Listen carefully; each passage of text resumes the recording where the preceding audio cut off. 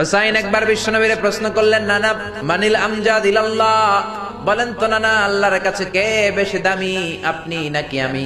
বিশ্বনবী বললেন, হুসাইন আনাল আমজাদ, আমি বেশি দামি। হুসাইন বলল, নানা জি আমি মানি না, আমি মানি না নানা।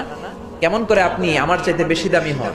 আপনার চাইতে আমি বেশি দামি। বিশ্বনবী বললেন, কাইফা যালিক, কেমন করে এটা? হুসাইন বলল, নানা জি তাহলে বলেন তো আপনার আব্বার নাম কি? বিশ্বনবী বললেন, আমার আব্বার নাম হলো আব্দুল্লাহ। হুসাইন বলেন, নানা আপনার আব্বা আব্দুল্লাহ কি কোন নবীর মেয়ের জামাই নাকি? বলেন, আমার আব্বার নাম হলো আলী কাররামাল্লাহু ওয়াজহা, আমার আব্বা হলো শেরে খোদা, দুনিয়ার সব কাফির মুশরিকদের জন্য আল্লাহ আমার আব্বারে বাঘ বানিয়ে পাঠিয়েছে। বিষ্ণু বললেন, তাই তো? আবার হুসাইন প্রশ্ন করলেন, নানা বলেন তো আপনার আম্মার নাম কি?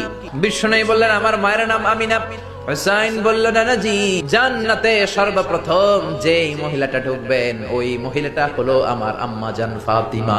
বিশ্বনবী কোনো কথা বলেন না। হুসাইন আবার প্রশ্ন করলেন, নানা বলেন তো আপনার নানার নাম কি?